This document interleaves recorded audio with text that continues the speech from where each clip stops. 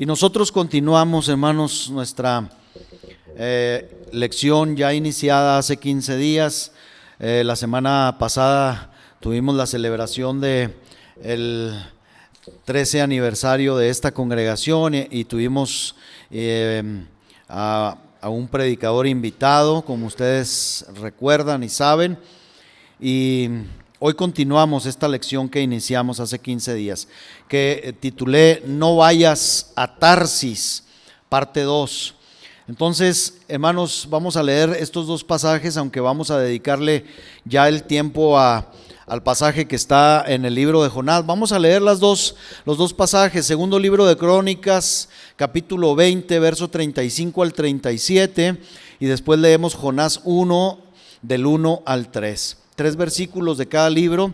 Segundo libro de Crónicas 20, 35 al 37. Iniciamos aquí. ¿Por qué? Porque mi intención es que no olvidemos que estos hombres de alguna manera simbolizan a aquellos que a veces queremos hacer nuestra propia voluntad, yendo y haciendo lo que Dios no nos mandó a hacer. Y entonces, para no perder de vista esto, vamos a leer los dos casos, los dos ejemplos. Dice segundo libro de Crónicas 20:35, dice: pasadas estas cosas, Josafat, rey de Judá, trabó amistad, dice, con Ocosías, rey de Israel, el cual era dado a la impiedad, e hizo con él compañía para construir naves que fuesen a Tarsis, y construyeron las naves en Esión-Geber. Entonces Eliezer, hijo de Dodaba, de Maresa, profetizó contra Josafat diciendo: por cuanto has hecho compañía con Ocosías, Jehová destruirá tus obras. Y las naves se rompieron, dice, y no pudieron ir a Tarsis. Bueno, Jonás capítulo 1, verso 1 al 3 dice: vino palabra de Jehová a Jonás, hijo de Amitai, diciendo: levántate y ve a Nínive, aquella gran ciudad, y pregona contra ella, porque ha subido su maldad delante de mí. Y Jonás se levantó para huir de la presencia de Jehová a Tarsis, dice, y descendió a Jope, y halló una nave que partía para Tarsis, y pagando su pasaje, entró en ella para irse con ellos a Tarsis, lejos de la presencia de Jehová. Bueno, hace 15 días, hermanos, ya vimos en la primera parte cómo la inventiva e iniciativa para los negocios navieros del rey Josafat no era algo repudiable ni señalable. Dijimos, hermano, que esas cosas inclusive eran necesarias para un rey, ¿verdad? Tener visión, tener iniciativa para los negocios, para prosperar, para hacer prosperar a su pueblo, a su reino. Hermano, no hay nada señalable ni reprochable en eso. Pero dijimos que por haber hecho o trabado, como dice aquí, amistad con un rey impío que era Ocosías, entonces empezó a ir en contra de la voluntad de Dios, queriendo ir a un lugar a donde Dios no lo había mandado, y entonces fracasó su empresa. De nada sirvió la iniciativa, de nada sirvió, dijimos, aquella inventiva, aquella gracia de Dios derramada sobre los suyos. Cuando no es la voluntad de Dios, hermanos, nada prospera. Nada prospera. Pero hoy vamos a pasar al caso del profeta Jonás, el cual, al igual que el rey Josafat, quiso ir a Tarsis, o en otras palabras, quiso hacer lo que él quería, su propia voluntad. Y entonces decimos aquí: no vayas a Tarsis. No vayas a Tarsis porque, número uno, siempre, hermanos, siempre que nosotros queramos hacer nuestra propia voluntad y no la de Dios, siempre habrá palabra de parte de Dios que nos diga: no vayas, no lo hagas, detente. Dice Jonás 1:1, vino palabra de Jehová. Escuche cómo empieza esto, hermanos. El libro del profeta Jonás, como casi todos los libros de los profetas, empieza diciendo: vino palabra de Jehová. ¿A quién? A Jonás, hijo de Amitai. Esto quiere decir que los profetas eran guiados por Dios, que los profetas, hermano, no eran gente que andaba buscando, ¿verdad?, en los cielos o en las manifestaciones de otro tipo, dirección, sino de parte de Dios. De parte de Dios siempre venía la dirección. Y esa palabra de Dios decía, versículo 2, decía claramente: levántate y ve a Nínive, aquella gran ciudad. Y luego le dice, y ahí dice, pregona contra ella, porque ha subido su maldad delante de mí. ¿Tendremos alguna pregunta, hermanos, acerca de esto? ¿Pensaremos que algo faltó para que Jonás dijera: no, me levanto y me voy a Tarsis? No, la palabra era clara, la palabra era entendible, venía de Dios.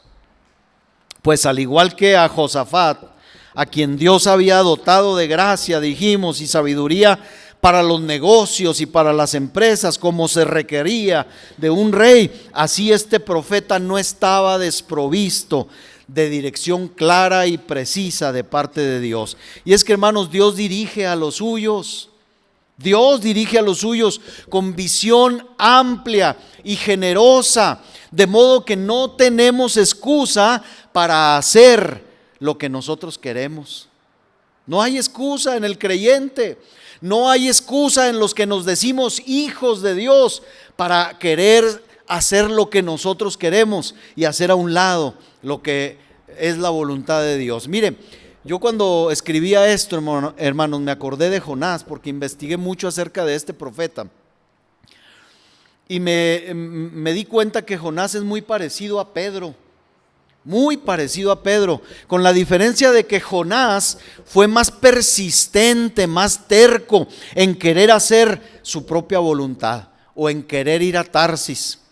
Jonás, hermanos, al igual que Pedro y como buen judío, sentía como una cosa horrible, asquerosa, abominable, acercarse y dirigirse a los paganos, a los no israelitas. Entonces, como Dios le estaba mandando que fuera a Nínive, a Asiria, ahí era Asiria, hermano. Como Dios lo estaba mandando con los paganos, pues, hermanos, Jonás dijo: ¡qué asco! Esto es abominable, Señor, ¿por qué me mandas a hacer esto? ¿Se acuerda de Pedro? Pedro fue exactamente igual. A Pedro le dijo el Señor, le mostró un paño en una visión, un gran lienzo, una sábana grande, y adentro de la sábana le mostró, dice el libro de los Hechos, ¿qué le mostró? Un gran número de animales de todo tipo. Había marranitos, había conejitos, había liebres. ¿Qué más había? A lo mejor caballos, había muchas cosas ahí. Y, hermanos, los judíos no comían cierto tipo de animales. Dios les había mandado que había cierta clase de animales que eran inmundos, impuros, y no debían ni siquiera tocarlos, mucho menos comerlos. Pero llega el momento en que para Dios tratar con la vida y la mente y el corazón de este apóstol llamado Pedro, le muestra esa visión, baja esa gran sábana, ese gran lienzo, y le dice: Pedro, levántate, igual que a Jonás. Le dijo: levántate, Pedro, mata y come. Y Pedro se asustó y dijo: Señor, no, ninguna cosa inmunda he comido en mi vida. Soy judío, Señor. Es más, tú me lo enseñaste, en la ley de Moisés está esto. Y Dios le dice: Pedro, lo que yo limpio, no lo llames tú inmundo. Pero, hermanos, Dios no estaba hablándole a Pedro, no le estaba dando una clase de chefs. Dios no le estaba dando una clase culinaria acerca de los alimentos, de cómo matar a un puerquito. No. Dios, a través de esa visión y de esos animales, Dios estaba tratando de hacerle entender a Pedro que la misericordia de Dios y la salvación no solamente era para los judíos. Y que una nación impía como Nínive, le decía Dios a Jonás, podía venir al arrepentimiento y podía ser pueblo de Dios si se arrepentía. Pedro, hermanos, dice la Escritura en el libro de los Hechos, capítulo 10, versículo 15, dice que le habló 2 veces a Pedro, le dice, volvió la voz a él la segunda vez y le dijo, lo que Dios limpió no lo llames tú común, Pedro. Pedro obtuvo, hermano, 2 ocasiones o 3 ocasiones en que Dios le tuvo que recalcar esto, y Pedro atendió y entendió esto. Pero para Jonás no fue suficiente, hermano, que Dios le hablara claramente. Para Jonás no. Pedro dejó su prejuicio a un lado.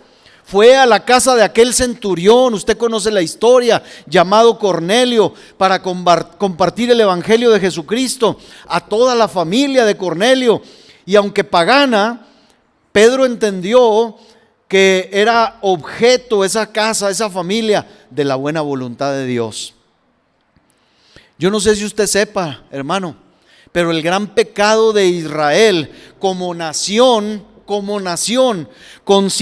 consistió precisamente en esto mismo.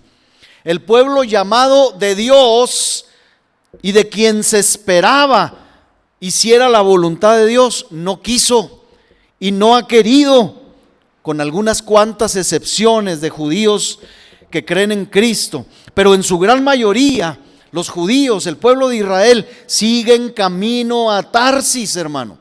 Siguen haciendo su propia voluntad, es decir, haciendo lo que ellos creen que es lo correcto y despreciando, esto es lo más terrible, al enviado de Dios. Juan 1:11, a lo suyo vino y los suyos no le recibieron. ¿Y qué decir de aquellos que, debiendo ser los más entendidos de entre el pueblo, se opusieron y resistieron siempre al Hijo de Dios mismo y a su voluntad? Incluso se dirigió a ellos con parábolas, hermano Jesús, porque no podía sacarles de la mente y del corazón que tenían que cambiar, que ellos eran luz para las naciones. Mire esta parábola, a lo mejor nunca hemos entendido correctamente esta parábola, a lo mejor sí, pero dice Mateo 21:28, Jesús hablando aquí dice, pero ¿qué os parece? Les pregunta a los judíos y a los principales les hace esta pregunta. Les dice, un hombre tenía 2 hijos y acercándose al primero le dijo, hijo, ve hoy a trabajar en mi viña. Respondiendo él dijo, no quiero. Pero después dice, arrepentido fue. Y luego, hermanos, dice, y acercándose al otro, le dijo de la misma manera. Y respondiendo él dijo, sí, Señor, voy. Y no fue. Y entonces pregunta Jesús, ¿cuál de los 2 hizo la voluntad de su padre? ¿Cuál de estos 2 hijos? Dijeron ellos, el primero. Jesús les dijo, de cierto os digo, pues, que los publicanos, es decir, los no cristianos, las rameras, las prostitutas, dice, van delante de ustedes, dice, al reino de Dios. ¿Por qué? Versículo 32 dice, porque vino a vosotros Juan en camino de justicia y no le creísteis, pero los publicanos y las rameras le creyeron. Y ustedes, dice, viendo esto, no os arrepentís después para creerle. En esta parábola, hermano, hay 2 símiles, 2 ejemplos. El primer hijo representa a esos paganos, a esos publicanos, a esas prostitutas y pecadores todos. En ese primer hijo que dijo al padre, no voy a trabajar, pero después arrepentido va a trabajar, representa a todos los pecadores. Y que a pesar de todos los pecados, estos hombres terminan arrepentidos y haciendo la voluntad de Dios. Este primer hijo, hermanos, nos representa a usted y a mí. Este primer hijo que dijo al principio no, pero que después arrepentido vino al Señor, es la imagen nuestra, hermano. Ahí estamos englobados nosotros, que por gracia de Dios fuimos movidos al arrepentimiento y a hacer la voluntad de Dios. El segundo hijo representa a los ancianos, a los sacerdotes, a los escribas, a los fariseos, que se supone eran entendidos en la voluntad de Dios, pero que no hacían lo que de antemano ya sabían. Ahora bien, estamos nosotros ahora exentos, hermanos, como hijos, de querer ir a Tarsis, es decir, de querer ahora hacer nuestra propia voluntad. Estamos exentos de eso. Cuando Dios nos ha mostrado ya su clara palabra, precisa palabra, la respuesta es que no, hermanos, no estamos exentos. Y el objetivo de este mensaje es como una advertencia para nosotros, la iglesia de Dios, para que no desechemos la palabra que recibimos, ni la guianza de su Santo Espíritu, porque ningún creyente, por pequeño que éste sea, está desprovisto. Escuche esto que decíamos ahorita de la hermana recién convertida, es un ejemplo de que ningún creyente, aunque sea un recién nacido, está desprovisto, como Jonás, como Pedro, como otros que se convirtieron. No están desprovistos, hermano, de conocer con claridad la voluntad de Dios para sus vidas. El que comenzó en nosotros la buena obra, hermanos, la perfecciona. Dios no nos salva, Dios no es como los fariseos. Ese era el problema de los fariseos. Ellos decían, vamos a hacer a este griego, vamos a hacer lo que guarde toda la ley para que sea un prosélito al judaísmo, un seguidor al judaísmo. Un prosélito, eso es un prosélito. Y le decían, bueno, ¿quieres ser judío? ¿Quieres ser parte de nosotros para que Dios te bendiga? Bueno, tienes que guardar la ley. Si eres hombre, tienes que circuncidarte, tienes que hacer esto, tienes que hacer aquello. Pero hermanos, cuando aquel griego, aquel no judío decía, bueno, me voy a circuncidar y voy a empezar a guardar la ley, ¿qué hacían los fariseos? Pues ya, yo lo gané, yo gané a este. Ya supieron todos que yo gané a este griego, ok. Y el griego necesitaba más del Señor, pero ya después, hermano, ellos nomás se colgaban el alma que supuestamente habían ganado y los desatendían. Ya no les importaba, ya no atendían a esos prosélitos. Y entonces Jesús les reprocha y les dice, ustedes hacen todo lo posible.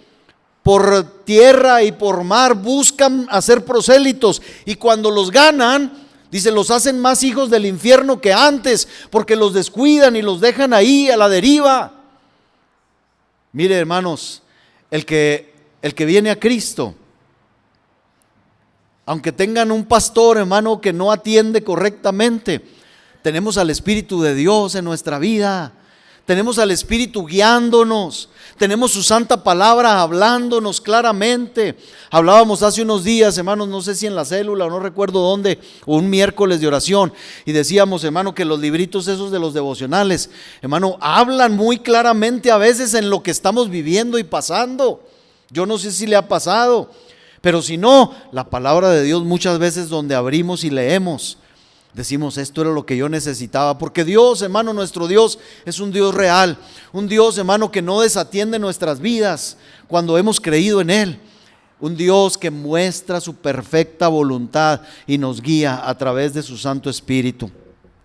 Que quede claro pues a nosotros, hermanos, iglesia, los creyentes hijos de Dios no debemos estar, escuche, nosotros no, hermanos, nosotros no debemos estar sometidos a dilemas mentales y del corazón, pensando, dudando, sudando. ¿En qué, hermanos? Por conocer cuál es o cuál pueda ser, hermano, lo mejor para nosotros, si esto o aquello. Tenemos a alguien que nos dirige, tenemos a alguien, hermano, que quiere dirigir nuestra vida. Así que, hermanos, por favor, no entremos en este tipo de dilemas. Dios, hermanos, en la vida del hombre puede ser y es muchas cosas más de lo que nosotros creemos. Usted puede testificar y decir: Dios es mi Salvador, bendito sea el nombre del Salvador. Alguien enfermo que fue sanado puede decir: Dios es mi sanador, sí, bendito sea el Dios sanador. Alguien puede decir: Dios fue el que me justificó, sí, Dios es el que nos justifica. Pero hermano, Dios es el que da sabiduría al Hijo de Dios. Dios es el que da sabiduría y dirección también. Miren lo que dice Pablo a los Corintios, hermano. Primera carta a los Corintios, capítulo 1, versículo 30. Dice: mas por Él estáis vosotros en Cristo Jesús. Por Dios estamos en Cristo Jesús. Y dice: Cristo, el cual, dice, nos ha sido hecho por Dios. ¿Qué? Cristo es para nosotros. Y lo primerito que Pablo dice es que sabiduría, hermanos. También es justificación, también es santificación, también es redención, y podemos hacer una grande lista. También es sanador, también es todo. Pero hermano, nadie, ningún creyente puede decir que está falto de sabiduría. La Torre Samad, este versículo lo escribe así, dice: y por esta conducta del mismo Dios subsistís vosotros, o estáis incorporados en Cristo Jesús, el cual, dice, fue constituido por Dios para nosotros por fuente de sabiduría y por justicia y santificación y redención nuestra. Hermanos, Dios es una fuente de sabiduría. Si a veces nos sentimos extraviados, si a veces sentimos, hermano, dilemas en la mente y en el corazón y no sabemos qué opción tomar, es porque nos hemos alejado de la fuente de la sabiduría. Es porque a veces nuestro corazón es más persistente en querer ir a Tarsis, en querer hacer nuestra voluntad. Pero hermanos, el Espíritu de Dios siempre está diciéndonos y advirtiéndonos y alumbrando y guiándonos y recordando la palabra. Cristo en nosotros es autor de aquella sabiduría cristiana, evangélica, que supera a mucho a la sabiduría del filósofo, del escriba y del sabio de este mundo. Hermanos, como hijos de Dios ya no andamos en tinieblas, ni estamos ciegos. Pero si estamos pasando, escuche, por un tiempo de confusión y la duda ha invadido nuestro corazón de tal forma que no sabemos cómo o a dónde conducirnos, pídale a Dios sabiduría, deténgase. Pídale a Dios, dice Santiago, capítulo 1, verso 5. Y si alguno, si hay alguien entre nosotros que tiene falta de sabiduría, pídala a Dios, dice, el cual da a todos poquita, abundantemente y sin reproche, y le será dada. Dios no va a decir: ¿cómo? ¿No sabes cómo actuar? Ay, hijito. No, Dios no reprocha, hermano, nuestra falta de sabiduría. Dios da abundantemente y sin reproche. Así que podemos decir: Jonás, tú eras profeta de Dios. Él te dio instrucciones y mandamientos claros. ¿Qué haces tú camino a Tarsis? Es increíble, hermano, la historia de Jonás. Pero hoy, hermanos, yo tengo que decir, iglesia del Dios vivo, iglesia, siempre habrá palabra de parte de Dios que te diga: no vayas por ese camino caprichoso. La santa paloma, el Santo Espíritu de Dios siempre reposa en el templo de nuestro corazón, hermanos, para decirnos: no vayas por ahí, no vayas a Tarsis. Y si tú, amigo, que hoy nos escuchas por medio de este video y tu vida es solo confusión y desvarío, tal vez necesites invitar al Salvador a tu vida y a tu corazón. Y entonces su Santo Espíritu te guiará a toda verdad y a toda justicia. Atendamos las palabras de Zofar, el amigo de Job. Porque, hermanos, muchas cosas dijeron mal estos amigos, pero otras muchas las dijeron correctamente. Job capítulo 11, versículo 13, le dice Zofar, el amigo de Job, a Job, le dice: si tú dispusieres tu corazón y extendieres a él tus manos, Si alguna iniquidad hubiera en tu mano y la echares de ti, y no consintieres que more en tu casa la injusticia, entonces, dice, levantarás tu rostro limpio de mancha y serás fuerte y nada temerás. Dice el versículo 16, y olvidarás tu miseria o te acordarás de ella como de aguas que pasaron. Y luego mire el versículo 17, la vida te será más clara que el mediodía, dice, y aunque oscureciere, será como la mañana. Esta es nuestra condición, esta es la condición del Hijo de Dios, hermanos. Tendrás confianza, dice el versículo 18, porque hay esperanza. Mirarás alrededor y dormirás seguro. Te acostarás y no habrá quien te espante, y muchos suplicarán tu favor. ¿No se ve usted aquí, hermano? ¿No se ve usted retratado? Pues, hermano, si no se ve, ore al Señor para que esto sea una realidad en nuestras vidas. Pero si insistimos en ir a Tarsis, hermanos, si insistimos en ir a Tarsis, le voy a decir algo. Mire, la primera parte, hermano, es que siempre habrá palabra de parte de Dios. Pero si seguimos insistiendo en ir a Tarsis, bueno, déjeme le digo lo que pasa. Número 2, siempre, hermanos, así como dijimos, siempre hay palabra de Dios que nos dirija. Pero si insistimos, siempre también habrá un precio que pagar. Siempre. ¿Quiere hacer su voluntad? Va a pagar, hermano. Voy a pagar si quiero hacer mi voluntad. Jonás 1:3, otra vez dice, y Jonás se levantó para huir de la presencia de Jehová a Tarsis. Y descendió a Jope, dice, y halló una nave que partía para Tarsis. Y luego, ¿qué dice?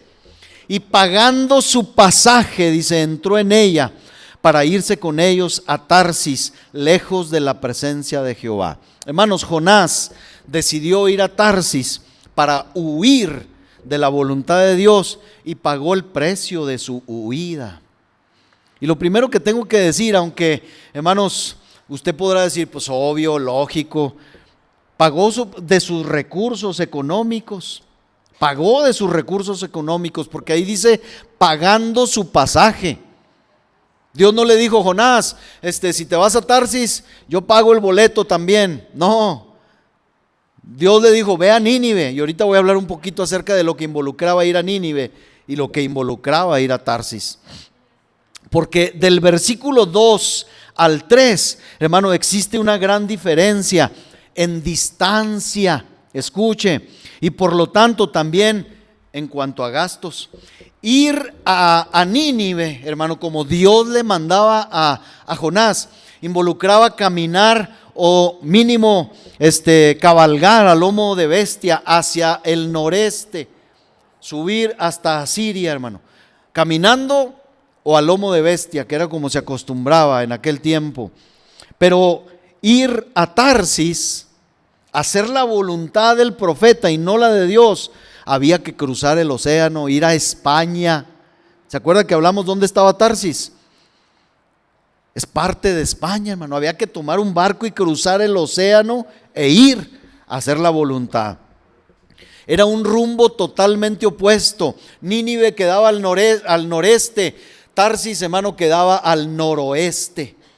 Totalmente opuesto. Era, hermano, así como es hoy en día la voluntad nuestra y la voluntad de Dios, totalmente opuestas, hermanos. Así que se requieren mucho más recursos siempre, escuche bien esto, cuando queremos hacer nuestra voluntad. Siempre vamos a gastar más, inclusive los recursos económicos, cuando queramos salirnos con la nuestra. Además, hermanos, cuando persistimos en hacer nuestra voluntad, hacemos también que otros gasten, que otros sufran pérdidas. Jonás 1:5 dice que cuando este profeta se embarca en aquella nave para ir a Tarsis, se levanta una gran tempestad. Y dice el versículo 5, y los marineros tuvieron miedo, y cada uno, dice, clamaba a su Dios. ¿Y qué pasó, hermano? Tuvieron que echar sus pertenencias, los enseres que había en la nave para aligerarla, para descargarla, dice, de ellos, que fuera más ligera. Pero Jonás había bajado al interior de la nave y se había echado a dormir. Qué bonito profeta, ¿verdad?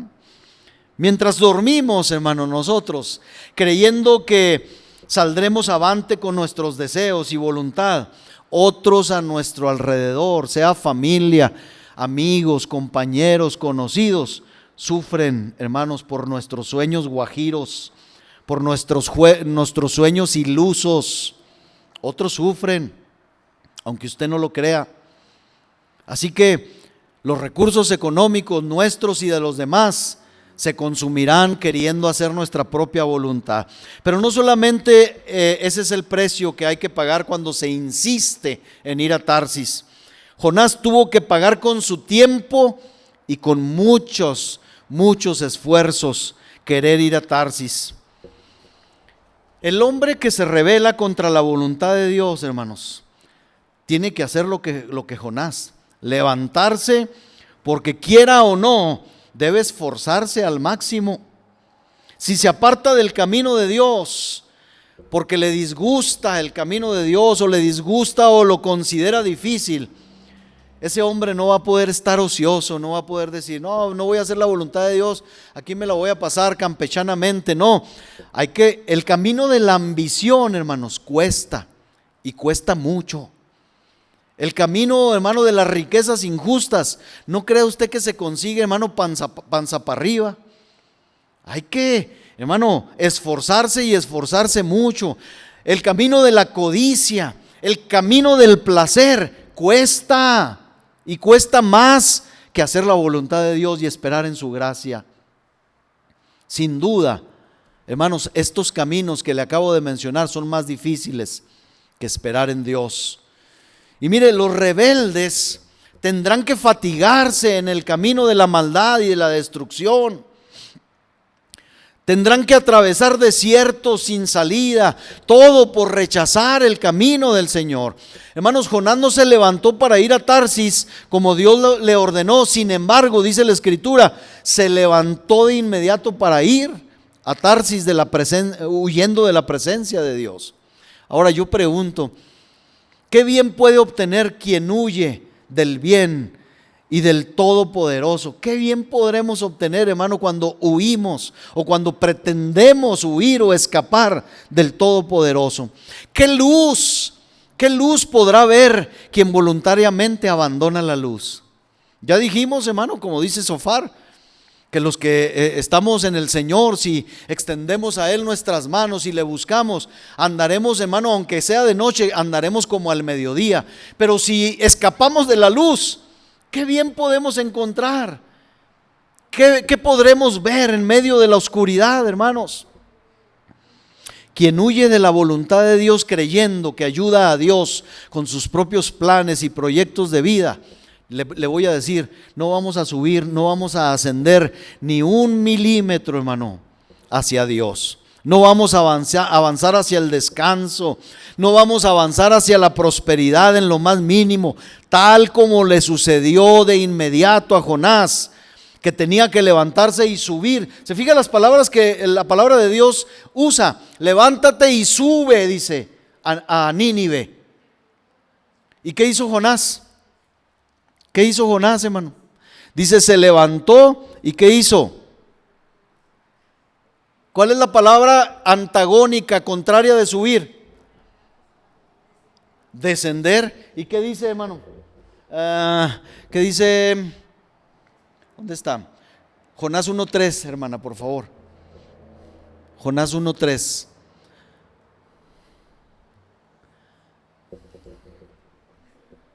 Y Jonás se levantó no para subir a Nínive, sino para huir de la presencia de Jehová a Tarsis. ¿Y qué hizo? ¿Qué fue lo primero que hizo?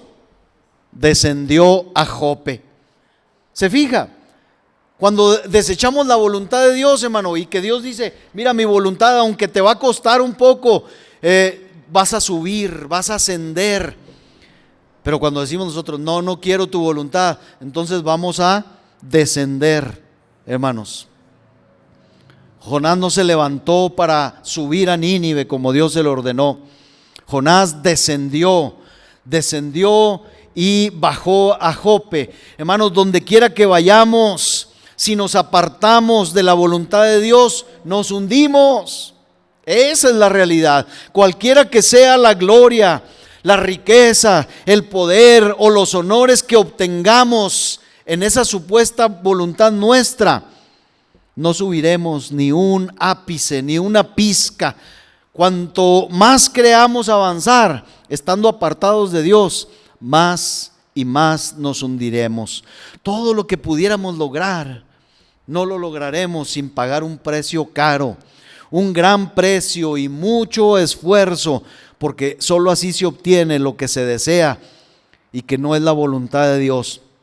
Le puedo decir, no recibiremos nada gratis, nada de gracia, porque el cristiano vive por la gracia, o debemos vivir por la gracia de Dios. Pero cuando pretendemos hacer lo que nosotros queremos, la gracia de Dios no está en nosotros, no hay nada gratis. Alguien podrá decir, oiga hermano, no importa si yo tengo que pagar con mi esfuerzo y con mi vida inclusive, con tal que logre lo que mi alma y mi corazón desean. Pues permítame decirle que a un gran precio, inclusive a un gran precio y a un gran esfuerzo, solamente se compran tormentas, se compran penas y se compran peligros. Se va a levantar una gran tempestad en el mar de tu vida cuando diversas pasiones contradictorias surjan en tu corazón rebelde. Acuérdate de mí.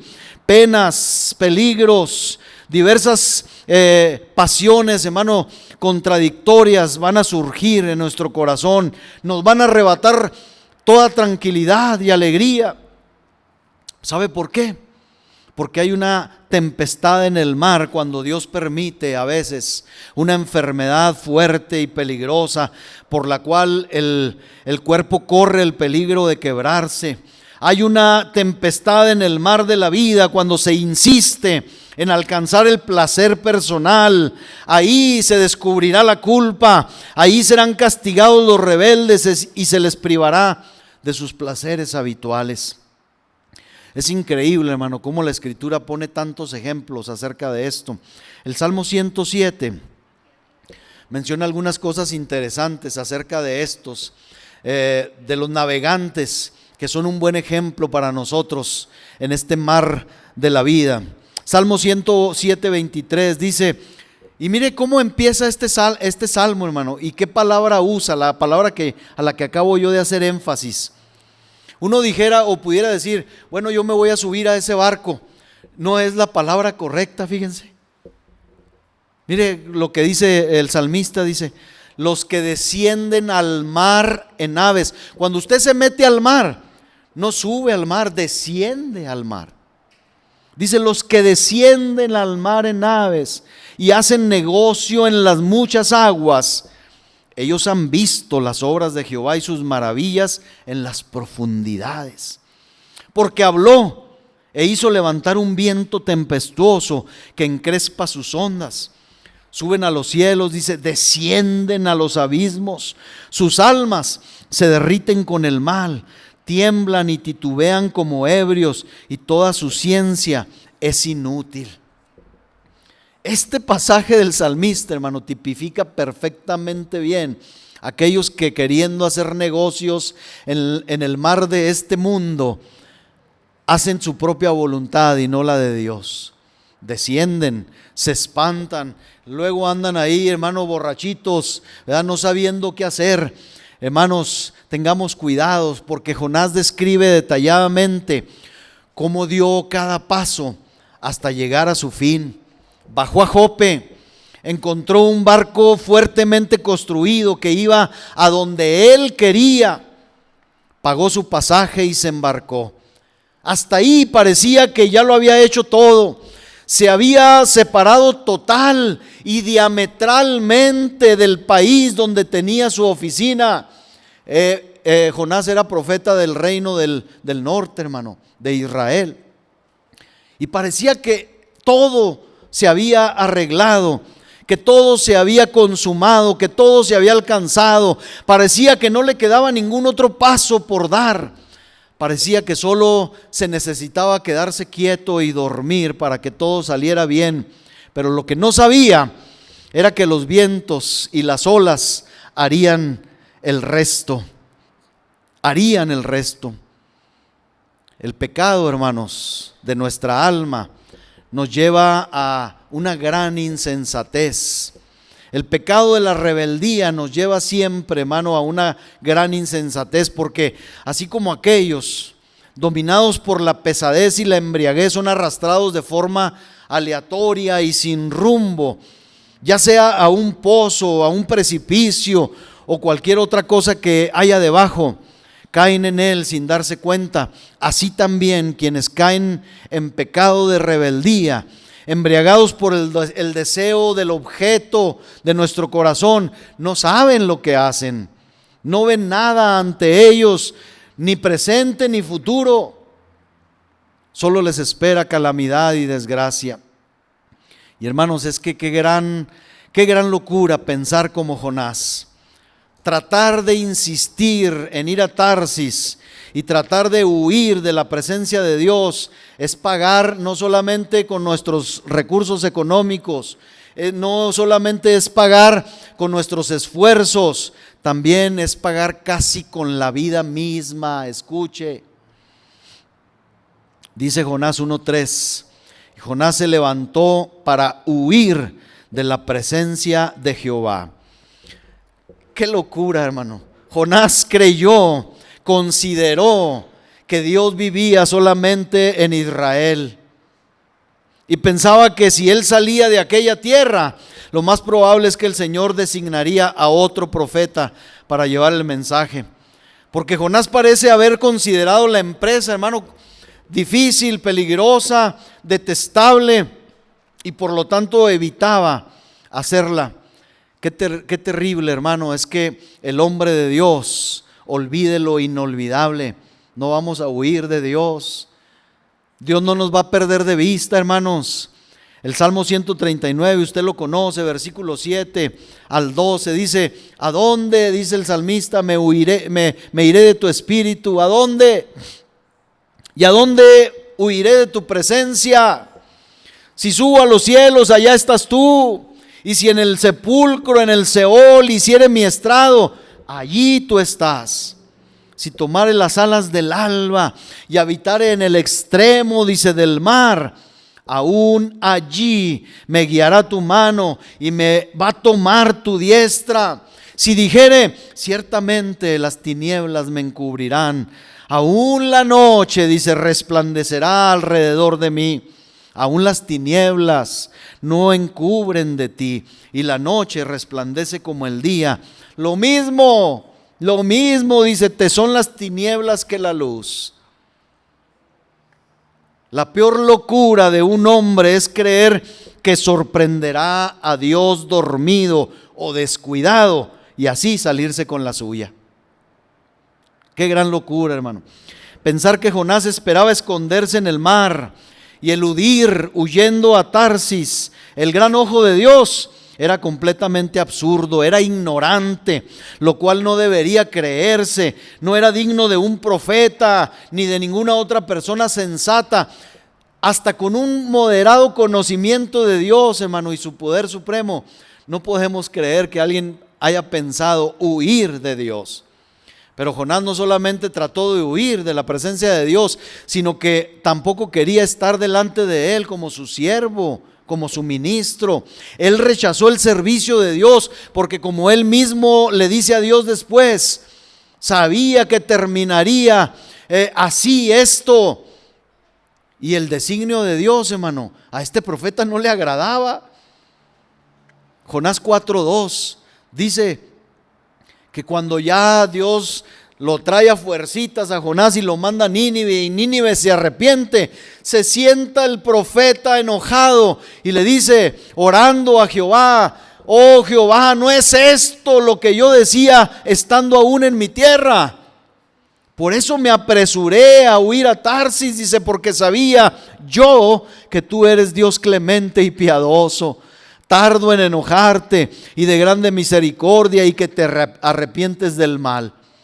Oiga, pues ¿qué profeta es este?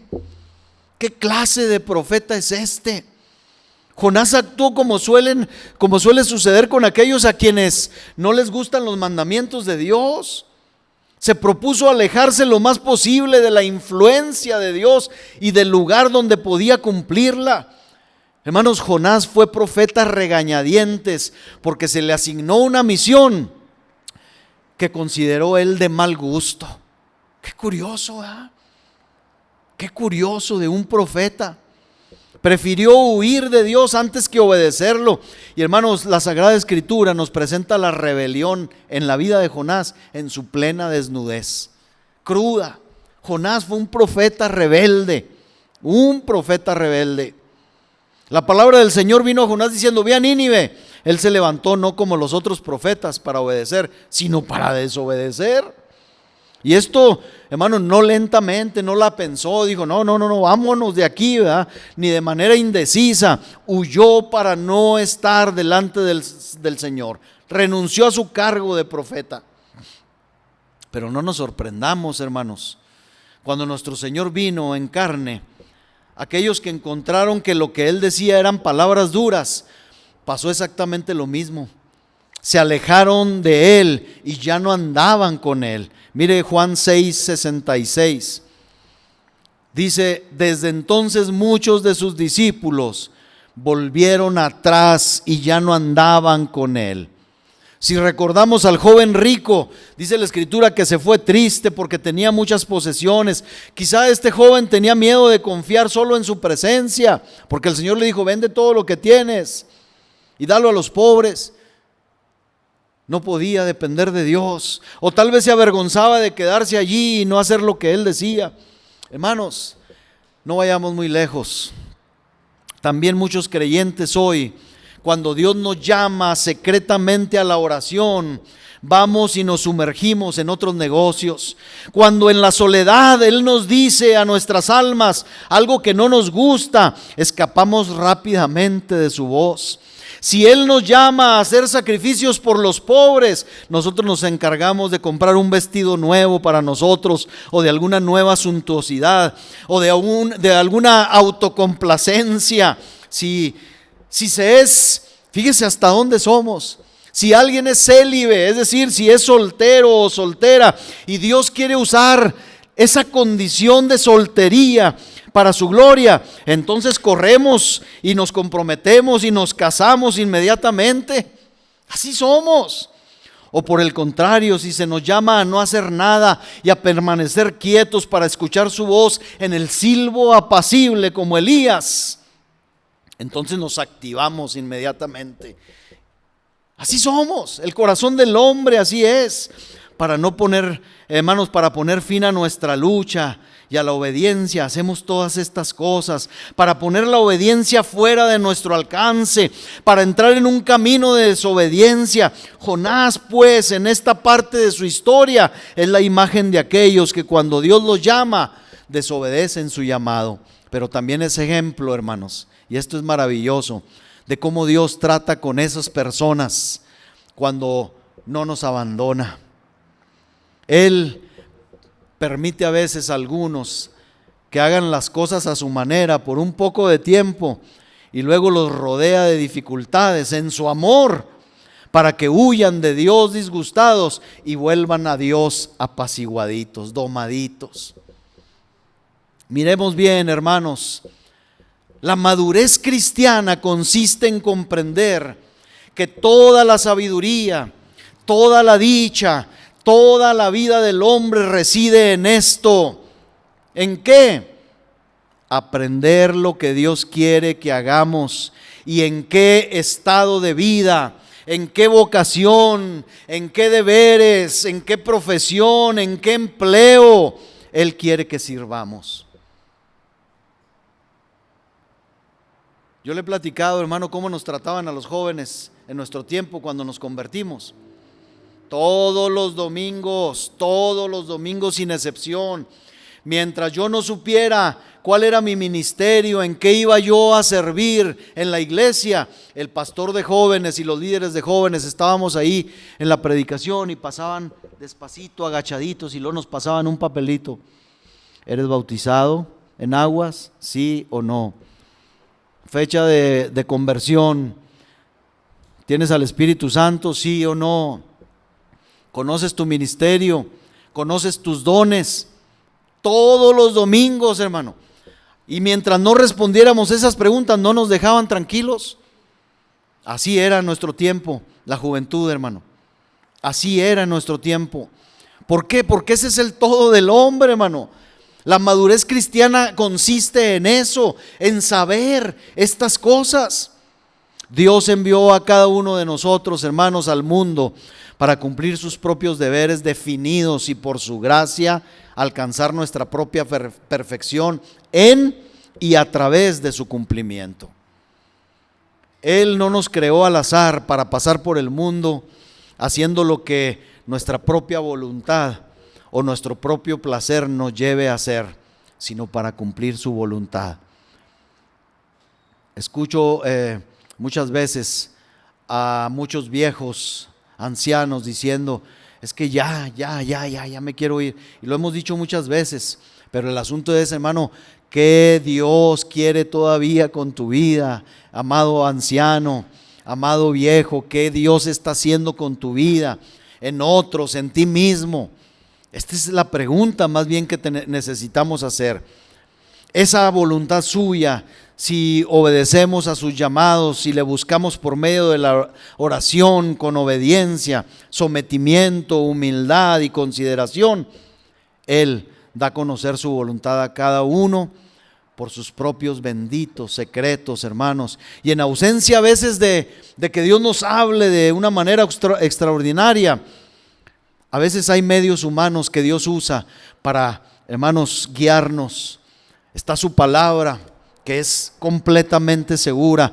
Y además, hermanos, querer hacer su voluntad, querer hacer la voluntad de Dios, hermanos, es señal de nuestra predestinación. Aquí entra el tema de la predestinación, porque entonces, cuando yo estoy tratando de buscar su voluntad y cumplirla, nos posicionamos en ese orden de cosas, fíjese, ese camino hacia nuestra mansión eterna, para la cual Dios nos creó y que Dios creó para nosotros.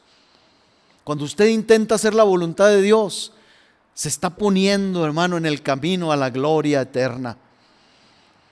Por medio de su voluntad revelada a nosotros, sabemos que Dios ha preordenado todas las gracias que necesitamos. Es bajo esa certera voluntad divina que estaremos libres de todas las tentaciones que podrían ser demasiado duras para nosotros. A veces decimos, no, hermano, es que tengo una bola de dificultades y estoy en medio de pruebas y situaciones difíciles. Pregúntese primero, ¿está haciendo la voluntad de Dios o está queriendo ir a Tarsis? Porque hacer la voluntad de Dios, hermano, nos guarda muchas veces de tentaciones, hermano, que Dios no quiere para nosotros, demasiado duras, y ante las cuales nuestra propia debilidad va a quedar expuesta. Escuche, y al contrario, escuche también esto, al contrario, aquellos caminos que las personas eligen por mero gusto natural o fantasía, son en su mayoría aquellos que las exponen al mayor peligro de pecado y condenación, porque los eligen precisamente porque tales actividades a veces halagan nuestras propias inclinaciones y dan cabida a nuestra fuerza natural y a nuestra debilidad moral. Jonás, aborreciendo un deber que Dios le había dado para cumplir, se apartó de su servicio, aborreciendo todo de Dios. Perdió su llamamiento pasado, perdió en lo que a él respectaba su lugar entre la buena compañía de los profetas. Es triste, hermano. Usted dice, hermano, pero sí se menciona a Jonás. Busque en una concordancia las veces que se menciona al profeta Jonás. Nada que ver con los demás profetas. Jesús lo menciona, pero lo menciona, hermano, nada más ahí como ejemplo de que Jesús iba a estar 3 días y 3 noches en el sepulcro, como Jonás estuvo en el vientre de la ballena, ¿verdad? 3 días y 3 noches, Jonás 1:17. Pero Jonás estuvo ahí por desobediente. Jonás dice 1:17, pero Jehová tenía preparado un gran pez que tragase a Jonás. Y estuvo Jonás en el vientre del pez 3 días y 3 noches. Ahí permaneció, hermano, por 3 días y 3 noches, como Jesús mismo lo estaría en el sepulcro. Pero de ahí en más, si no fuera por la gracia de Dios, habría terminado sus días Jonás entre los desobedientes. Podemos decir pues que Jonás está presente como el único profeta que, habiéndose rebelado y desobedecido, fue obligado por la providencia y el amor abrumador de Dios a regresar y a servirle. Nosotros podemos tomar la decisión, hermano. La historia de Jonás sería inútil, escuche, si no encontráramos para nosotros la aplicación práctica. ¿Qué aprendemos nosotros de la historia de Jonás? Bueno, podemos decir que la huida del profeta señala o ilustra la vida del hombre en general, que despreciando los mandatos de Dios se aparta de él y se entrega al mundo y a los deseos de su corazón, y donde posteriormente, a través de las tormentas del mal y la ruina del mundo entero rugiendo contra él, se ve obligado a sentir la presencia de Dios y a retornar a aquel de quien había huido. De donde entendemos que también aquellas cosas que los hombres pensamos que son para nuestro bien, cuando son contra la voluntad de Dios, se convierten en destrucción, hermanos. Decía el hermano Cordero la semana pasada, nada es seguro cuando Dios no está con nosotros. Cuando Cristo no está, hermano, nada es seguro, pero cuando Cristo está, todo, hermano, marcha bien. Y voy a terminar con este punto, hermano, ya voy a terminar. La diferencia en hacer lo que Dios quiere. Hay diferencia, hermano, en hacer lo que Dios quiere. Cuando se hace la voluntad de Dios, Él provee, a diferencia de que hay que gastar cuando hacemos la voluntad nuestra, hay que gastar dinero, esfuerzo, la vida misma se pone en peligro. Cuando se hace la voluntad de Dios hay una gran diferencia, porque Él provee todas las cosas. Y yo sé que la palabra provisión siempre evoca al dinero y decimos, voy a hacer la voluntad de Dios, necesito dinero. Y sí se requiere, hermano, establecer el reino de Dios requiere recursos aquí. Pero hay muchas otras cosas más que Dios provee para que nosotros hagamos su voluntad. Isaías 40, 29 al 31, usted conoce estos versículos. Podemos tener todo el dinero del mundo, pero si Dios, hermano, no da esfuerzo alcanzado, y si Dios no multiplica las fuerzas al que no tiene ninguna, si los muchachos se fatigan y se cansan, y si los jóvenes aún con su juventud flaquean y caen, hay una gran diferencia. Los que esperan a Jehová, esos tienen nuevas fuerzas, levantan alas como las águilas, corren y no se cansan, caminan y no se fatigan. Esta es la clave, hermano, del éxito. Esta es la clave de la verdadera prosperidad. Espera en Jehová. Y yo le voy a decir algo como servidor: ningún servidor genuino de Dios podrá negar que aunque no se ha enriquecido, ninguno, hermano, a lo mejor muchos no nos hemos enriquecido por servir a Dios, también puedo testificar que no nos ha faltado lo necesario para su servicio. Lo tengo claro y lo tengo comprobado, y en ningún momento he dudado de esto. Pues así mismo el Señor, hermano, mandó a Jonás a Nínive, y si se fija, no le dijo, compra un pasaje para que vayas a Nínive. No le dijo, invierte tus recursos y obedéceme. No, el Señor solo le dijo, levántate y ve a Nínive. Jonás 1:2. Porque cuando Dios nos manda, Él provee para todo lo que necesitamos. Y sí, hermanos, su voluntad incluye su provisión para nuestra vida. Dice Pablo a los Corintios en su segunda carta, capítulo 9, versículo 8 al 11. Y poderoso es Dios, dice, para hacer que abunde en vosotros toda gracia, a fin de que teniendo siempre en todas las cosas todo lo suficiente, abundéis para toda buena obra, como está escrito, repartió, dio a los pobres, su justicia permanece para siempre. Y el versículo 10 y 11 dice, y el que da semilla al que siembra y pan al que come, proveerá y multiplicará vuestra sementera y aumentará los frutos de vuestra justicia, para que estéis enriquecidos en todo para toda liberalidad, la cual produce por medio de nosotros acción de gracias a Dios. Que no nos quepa la menor duda de que nuestro Dios nos sustentará siempre Y si se trata de recursos para su labor, con mucha más razón, Dios proveerá todo y más. Habrá algunos que objeten y que digan: espere un momento, pastor, yo soy el que trabajo esforzadamente para ganar lo que tengo. Pues a ustedes les digo lo que el Señor le dijo a su pueblo antes de entrar a la tierra prometida. Deuteronomio 8:11 le dice: cuídate de no olvidarte de Jehová tu Dios para cumplir sus mandamientos, sus decretos y sus estatutos que yo te ordeno hoy. Y luego más abajo dice el versículo 17 y 18, cuídate, dice, y después no vayas a decir en tu corazón: mi poder y la fuerza de mi mano me han traído esta riqueza. No, acuérdate de Jehová, dice tu Dios, porque Él te da el poder para hacer las riquezas, a fin de confirmar su pacto que juró a tus padres, como en este día. Yo les invito a que lean todo Deuteronomio. De hecho, Deuteronomio, esa palabra de ese libro quiere decir segunda ley o repetición de las leyes de Dios. Veamos cómo Dios repite a su pueblo lo que no debían olvidar. Y nosotros tenemos que tener el cuidado siempre, hermanos, de dejar de glorificar a Dios por lo que tenemos, hermano. Cuidado.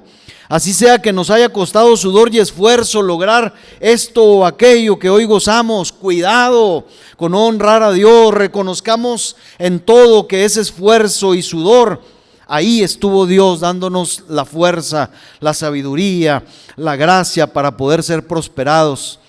No sea que nos acontezca como el rey, hermanos, de Asiria, cuando no glorificó y reconoció que Dios le había permitido ser un azote para Israel y para las otras naciones, y luego se jactó en sí mismo. Isaías 10:12 dice: pero acontecerá que después que el Señor haya acabado toda su obra en el monte de Sión y en Jerusalén, castigará el fruto de la soberbia del corazón del rey de Asiria y la gloria de la altivez de sus ojos. Pues ¿qué hizo? Dice el versículo 13: dijo, porque dijo: con el poder de mi mano lo he hecho, y con mi sabiduría, porque he sido prudente. Quité los territorios de los pueblos y saqué sus tesoros. Derribé como valientes a los que estaban sentados. 14. Y halló mi mano como nido las riquezas de los pueblos, y como se recogen los huevos abandonados. Así me apoderé yo de toda la tierra, y no hubo quien moviese ala, ni abriese boca y graznase. 15. ¿Se gloriará el hacha contra el que con ella corta? ¿Se ensoberbecerá la sierra contra el que la mueve? Diríamos ahorita: ¿le tirarán los patos a las escopetas? Eso es lo que está diciendo el profeta. A ver, entiende, rey. Dice: como si el báculo, el bastón se levantara al que lo levanta, como si levantase la vara al que no es leño. Por esto, dice el Señor, Jehová de los ejércitos, enviará debilidad sobre sus robustos, y debajo de su gloria encenderá una hoguera como ardor de fuego. Entendamos, hermanos, que si tenemos lo que tenemos, no es por un solo esfuerzo personal, ni por la pericia de nuestras manos, sino porque de Dios ha descendido una gracia especial para nuestro sustento. Tengamos pues lo que tengamos, agradezcamos a Dios siempre por sus dones y favores. Mire, el rey David, ya voy a terminar, aguánteme, escribe el Salmo 37, y en él dice cosas que muy a menudo cuando somos jóvenes y tenemos fuerza e iniciativa, como la tuvo nuestro personaje anterior, Josafat, olvidamos. Pero este viejo rey había entendido que los hombres que temían y servían a Dios siempre tendrían lo necesario para subsistir, y hasta para sus descendientes. Es increíble cómo este salmo habla tanto de los recursos materiales, hermano. De esto habla el salmista. Salmo 37, versículo 7, dice: guarda silencio ante Jehová y espera en él. No te alteres con motivo del que prospera en su camino, por el hombre que hace maldades. Versículo 16, mejor es lo poco del justo, mejor, hermanos, es lo poco del justo que las riquezas de muchos pecadores. Es decir, hermano, las riquezas del justo, mire, hacen la balanza así, que todas las riquezas de los pecadores. Usted está acá, yo estoy acá, hermano. Versículo 17, porque los brazos de los impíos serán quebrados, mas el que sostiene a los justos es Jehová. Conoce Jehová los días de los perfectos. Y luego escucha esta palabra que se repite mucho: y la heredad de ellos será para siempre. 19, no serán avergonzados en el mal tiempo, y en los días de hambre serán saciados. Mano, hay que guardar comida porque dicen que vienen días muy difíciles, acumule atunes y agua. Hermano, no le busque, se le van a caducar. Confíe en el Señor, porque en los días de hambre también vamos a ser saciados. ¿Cómo? Por el Señor. Versículo 21. El impío toma prestado y no paga, mas el justo tiene misericordia y da. 22, porque los benditos de él, otra vez, heredarán la tierra, y los malditos de él serán destruidos. Y luego dice este pasaje que todos conocemos y que es real, versículo 25 y 26. Joven fui, dice David, y ya ahora soy viejo, y nunca, no he visto, dice, justo desamparado, ni su descendencia que mendigue pan. En todo tiempo tiene misericordia y presta el justo, y su descendencia es para bendición. Hermanos, David en su vejez observaba el mundo con una perspectiva diferente. Ahora David tenía la convicción de que Dios era la mayor y mejor ventaja para el hombre. Entendía que Dios protege a su pueblo, que Él provee para él, y entendía que Dios bendecía de manera más uniforme y constante al que teme a Dios que a otras personas. David había comprobado que los que buscan y sirven a Dios no suelen caer en pobreza y necesidad. Con esto entendemos pues que Dios, hermanos, no está interesado. A veces tenemos esa idea, ¿verdad?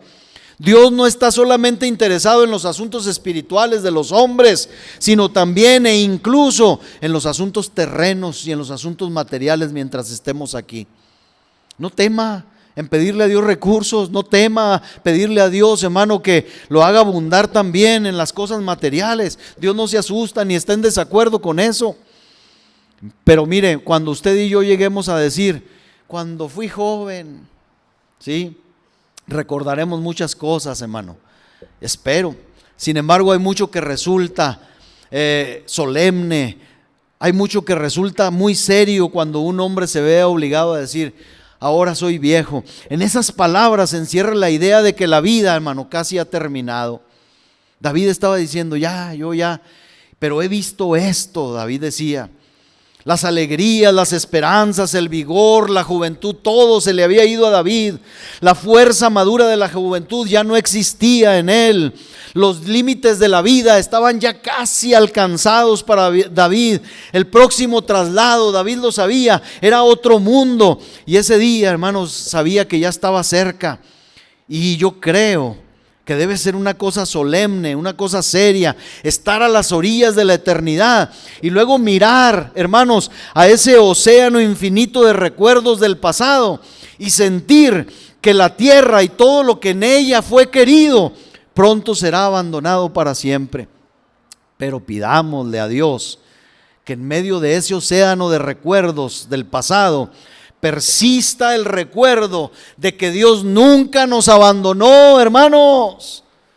Que esto quede permanentemente grabado, que nunca nos vimos abandonados por Dios hasta el punto de sentirnos desamparados o abandonados.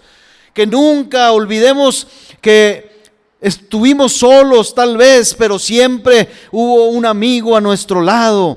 Que nunca estuvimos tan pobres que no tuvimos nada con que satisfacer nuestras necesidades.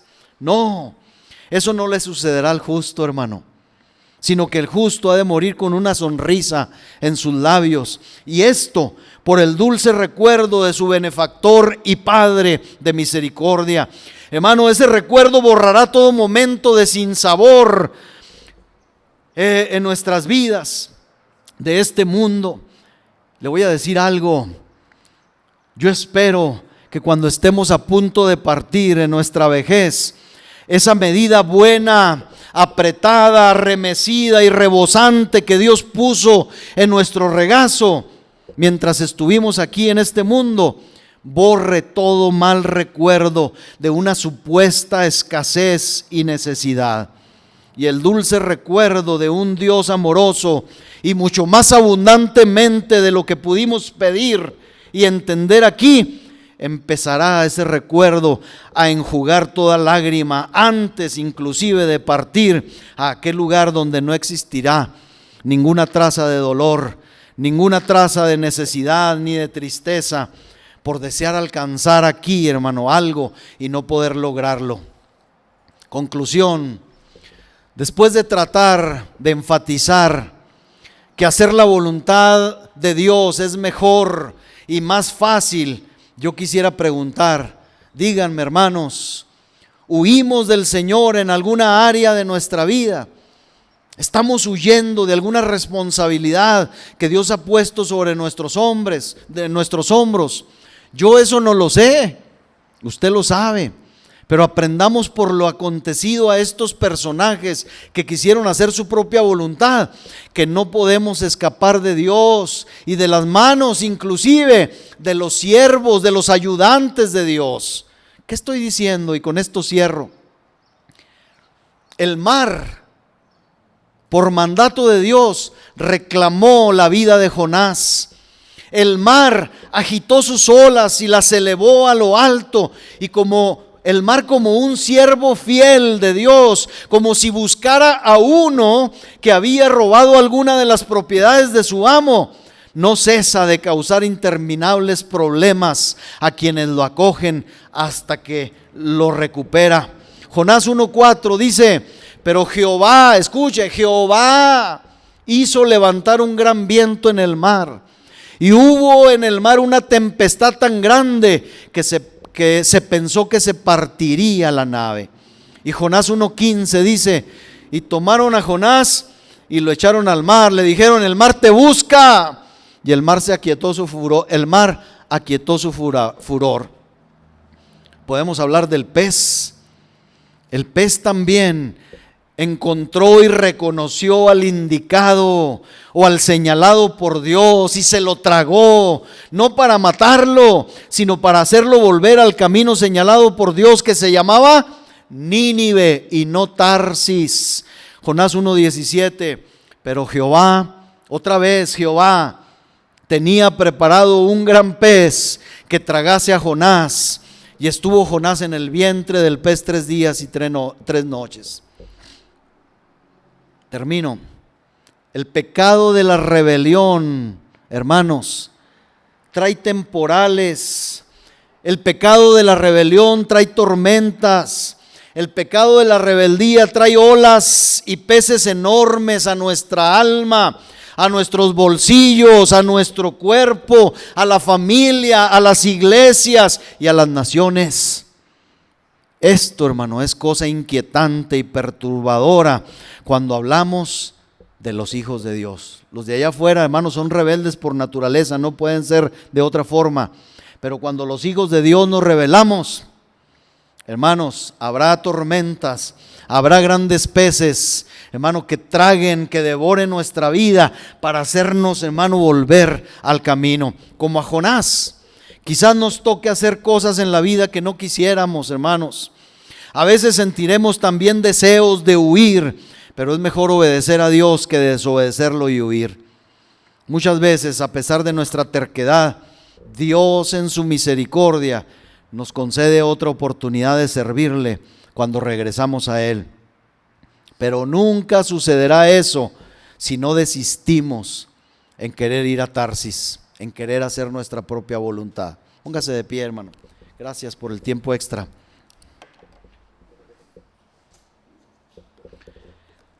Hable con Dios, hermano. Yo no conozco su corazón, escúcheme. Yo no conozco su vida. Ni soy de los que hago sermones, hermano, porque sé algo, y se lo he dicho muchas veces, de alguien. No, hermano, no. Hablo lo que creo que Dios pone en mi vida y en mi corazón, hermano. Y oro, créamelo, oro por mí mismo antes de presentar la palabra. Oro por mí mismo. Hable con Dios en esta tarde. Señor, gracias te damos. Aquí estamos, Señor. No somos profetas, Somos tus hijos, somos tu pueblo. Y como pueblo tuyo tenemos a ti, Señor, un Dios grande, un Dios vivo, un Dios verdadero, un Dios que se complace en guiar, bendecir, hablar a su pueblo. Señor, no somos ajenos a tu verdad, no somos ajenos a tu palabra, no somos ajenos a la guianza verdadera, clara de tu Santo Espíritu. Tu Santo Espíritu, Señor, mora en nosotros y nos redarguye. Tu Santo Espíritu nos habla, nos instruye, nos guía, nos corrige. Señor, tu palabra está para corregir, para instruir al hombre de Dios, dice tu palabra. Señor, aquí estamos, no estamos a la deriva, no estamos a ciegas, no estamos, Señor, caminando por un mar de incertidumbre. Te tenemos a ti y esto, Señor, es mucho, es más de lo que el hombre allá afuera puede entender o desear. Tenemos una luz, Señor, que brilla en medio de la oscuridad. Señor, y aunque este mundo se ha vuelto turbulento, y Señor, y aunque este mundo, Señor, está saturado de peces hambrientos que devoran las almas, las vidas de los hombres, Señor, nosotros tenemos, Señor, un lugar seguro cuando estamos dentro, Señor, de tu voluntad. Cuando nos levantamos para ir, Señor, a Nínive. Cuando nos levantamos, Señor, para hacer lo que tú nos mandas hacer. Aquí está nuestra vida, Señor. Aquí está nuestra vida. Líbranos de las grandes olas. Líbranos de las tormentas. Líbranos de los peces enormes que quieren devorarnos. Ayúdanos a permanecer, Señor, haciendo siempre tu voluntad. No permita, Señor, que tus siervos, la enfermedad, la escasez, Señor, y muchas otras cosas que tú usas para hacernos volver, Señor, y hacernos, Señor, volver en sí, Señor, como al hijo pródigo también. Señor, a través de la grande escasez y necesidad, Señor, lo hiciste volver en sí. Señor, líbranos, Dios mío, de salir de la casa del Padre. Líbranos de salir de la voluntad del Padre. Líbranos, Dios, de salir, Señor, de tus designios, de tus propósitos. Porque entonces, Señor, tu carga será fácil, el yugo tuyo será ligero. Dios, te lo pedimos en el nombre de Cristo. Gracias por tu verdad. Gracias por tu palabra. Gracias por tu guianza, gracias por la luz, Señor, que das a nuestra vida siempre. Gracias por estar en ti, Señor, y por estar tú en nosotros. Gracias, Dios mío. Amén.